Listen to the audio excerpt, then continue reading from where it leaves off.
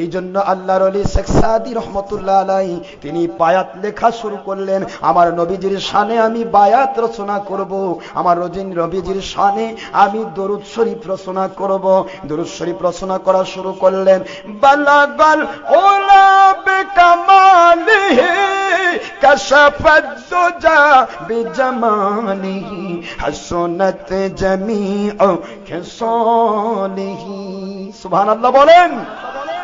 শেখ সাদী রহমতুল্লাহ আলাইহি বলেন, গুলিস্তা বুস্তা কিতাবের ধারায় তার অনেকগুলি কিতাব আছে। কিতাবের ভিতরে তিনি বলতেছেন, এই ধারা পর্যন্ত আমি হাসনাত জামিউ খিসালি পর্যন্ত যখন পড়লাম, লিখলাম, আমার আল্লাহর মহব্বতের জন্য যখন আমি এই বায়াত আমি দরুদ শরীফ লেখা শুরু করলাম, এর মধ্যে লাস্টের চতুর্থ নম্বর শ্লোক, চতুর্থ নম্বর যেই ছন্দটা, ওই ছন্দটা আমি মিলাতে পারলাম না।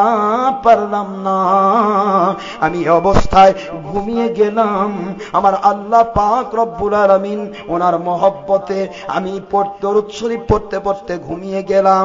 কিছুক্ষণের ভিতরে দেখতে পেলাম আমি শেখ সাদীর ঘরটা, কুড়ে ঘরটা ঠিক যেন নূরের আলোতে আলোময় হয়ে গেছে। নূরের আলোতে আলোময় হয়ে যাওয়ার পর আমার নাকের ভিতরে শুধু মেশকো আম্বরের সুঘ্রাণ আসতেছে। আমি চিন্তা করতে লাগলাম, কি গো, হঠাৎ করে রাতের বেলা ঘুমের ভিতরে এমন মেশকো আম্বরের সুঘ্রাণ আসে কেন? তাকাই দেখলাম আমার আল্লাহ রব্বুল আলামিন দয়া করে মেহেরবানি করে তার হাবিব নূরে মুজাসসাম সাইয়্যিদুল মুরসালিন নূরে মুহাম্মদী মুহাম্মাদুর রাসূলুল্লাহ সাল্লাল্লাহু আলাইহি ওয়াসাল্লাম তিনি আমার ঘরে পদার্পণ করেছেন।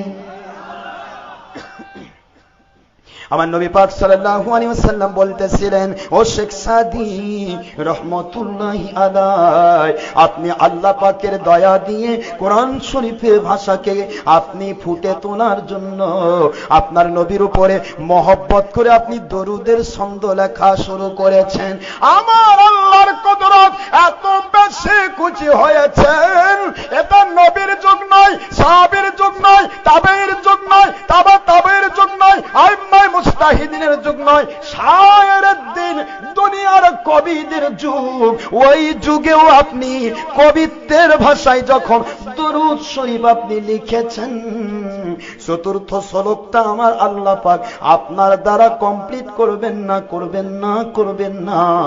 এই জন্য আমি এসে লাগিয়ে দিলাম পূর্বের ভাষাগুলো ফার্সি, মাঝখানে লাস্টের অংশটা আমি নবীজি হলাম আরবি ভাষার মানুষ, আমি লাগিয়ে দিলাম লাস্টের ছন্দটা সাল্লু আলাইহি ওয়া আলিহি। তাহলে ফার্সি আরবি সবকিছু মেশানো সুন্দর একটা শের হযরতে শেখ সাদী রহমতুল্লাহ আলাইহি বর্ণনা করলেন। আর সেইটা হলো আল্লাহ পাক রব্বুল আলামিন এবং তার হাবিব হুজুর পাক সাল্লাল্লাহু আলাইহি ওয়াসাল্লাম নবীজির যুগের কয়েকশো বছর পর দরুদ হিসেবে স্বীকৃতি দিলেন।